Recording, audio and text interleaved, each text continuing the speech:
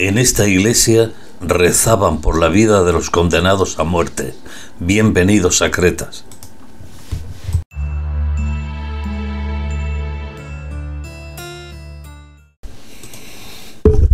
Cretas, a 9 kilómetros al norte de Valderrobres, en el centro de la comarca aragonesa del Matarraña y al nordeste de España, es una villa que respira aire medieval, habitada actualmente por 570 personas. Como la mayoría de los pueblos turolenses, la actual Cretas se levantó en el siglo XII, coronando una suave colina sobre los cimientos de un antiguo poblado ibérico, de la tribu de los ausetanos.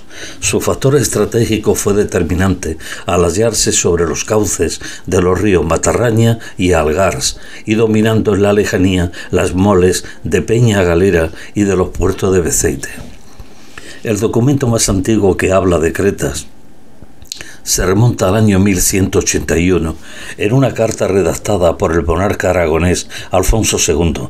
Los templarios, que después de conquistar todo el valle inferior del Ebro y hacerse fuerte en Beceite, permanecieron en Cretas el tiempo suficiente para dejarle a los calatravos todos los elementos sociales, económicos y jurídicos bien estructurados. La repoblación templaria de todo el valle del Algars no se llevaría a cabo hasta el año 1185. La primera carta de población es del año 1192. Precisamente la mayoría de las estelas discoidales halladas en Cretas son de esa época y también de todo el siglo XIII, que confirman las numerosas familias cátaras que por aquí pasaron en dirección al maestrazgo castellonense, amparadas por los templarios, huyendo de la cruzada albigense y de las hogueras de la Inquisición. Templarios primero y Calatravo después fueron, por lo tanto, los señores de esta villa, eje de comunicaciones de gran importancia desde la antigüedad, donde se cruzan caminos y calzadas que enlazaban Tortosa con Zaragoza y Valderrobres y Morella con Calaceite y Alcañiz. Además, no debemos olvidarnos que Cretas forma parte del camino jacobeo del Ebro a su paso por la comarca del Matarraña. Cretas ha logrado conservar gran parte de su recinto amurallado medieval y 3 de sus 5 puertas originales: el portal de Valderrobres al sur, el arco de San Roque al este y la puerta de San Antonio de Padua al oeste. Esta última, singular portada cuadriforme, típico portal capilla que se utilizó también como esconjuradero por los sacerdotes para rechazar las tormentas. La iglesia parroquial dedicada a Santa María de la Asunción es el plato fuerte artístico de la villa de Cretas. Construida a mediados del siglo XVI, es un templo de nave-salón cubierto con bóveda de crucería estrellada, terminado en ábside poligonal y capillas laterales entre los contrafuertes. Su portada es joya del Renacimiento, concebida en 2 cuerpos, donde se representa la pasión y muerte de Cristo y también la riqueza mitológica de la antigüedad clásica, como la figura del dios Apolo, que domina la clave de acceso al templo. En el interior nos llamó la atención la inscripción en latín grabada en la puerta de la sacristía: «Venid todos junto a mí», relacionada con el mito del pelícano, de clara alusión al catarismo, pero no abandone la iglesia sin haber subido a la parte superior del campanario, desde donde dispondrá de la mejor panorámica de los tejados de Cretas y también de toda la zona oriental de la comarca del Matarraña, con las cumbres de los puertos de Beceite como telón de fondo. En el corazón del laberinto urbano de Cretas se abre la Plaza Mayor, también conocida como Plaza de España.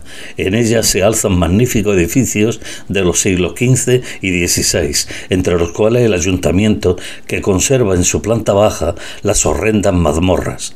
En el centro de la plaza, como un árbol de piedra, se eleva desafiante a los ojos del viajero la picota, rollo de justicia del año 1584, donde se colgaron las cabezas de los reos condenados por el Santo Oficio.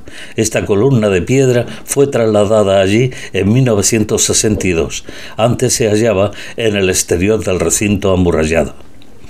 Un agradable arco apuntado bajo el edificio consistorial nos lleva a la calle de la Orden, que no tiene salida, cuyas viviendas medievales fueron realizadas por alarifes musulmanes y judíos, según vemos en las marcas de cantería, con la representación de un pentagrama diabólico.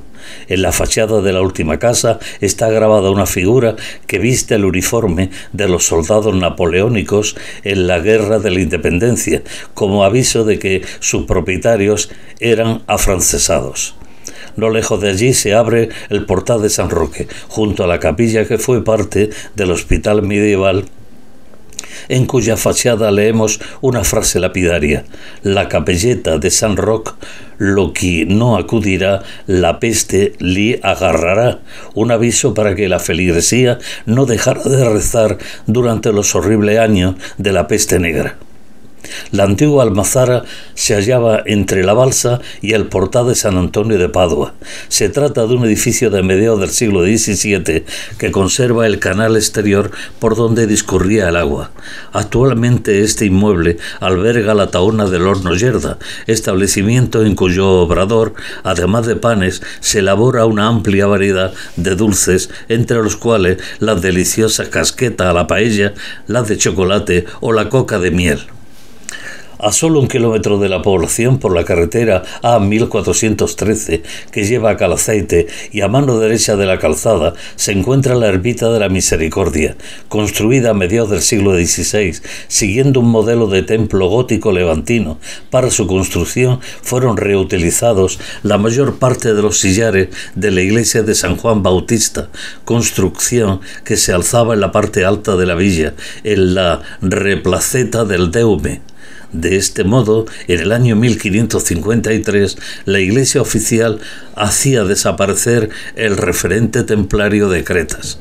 En la Ermita de la Misericordia son numerosos los detalles escultóricos que se han conservado del templo medieval, de inspiración botánica, zoomorfa y humana, entre los cuales la figura de un Baphomet.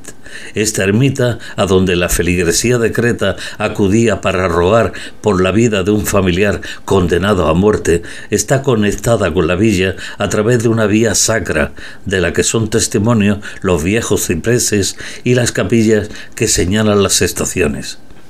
Gran parte del municipio de Cretas, uno de los más grandes del Matarraña, fue en la antigüedad tierra sagrada, pensada en el descanso eterno en el más allá, como lo confirma la gran cantidad de túmulos funerarios correspondientes a comienzos de la civilización ibérica, siglos VII y VI antes de Cristo, enterramiento con forma circular de piedras en los que se depositaba la urna con las cenizas del difunto y un ajuar para posteriormente cubrirse todo con tierra y piedras.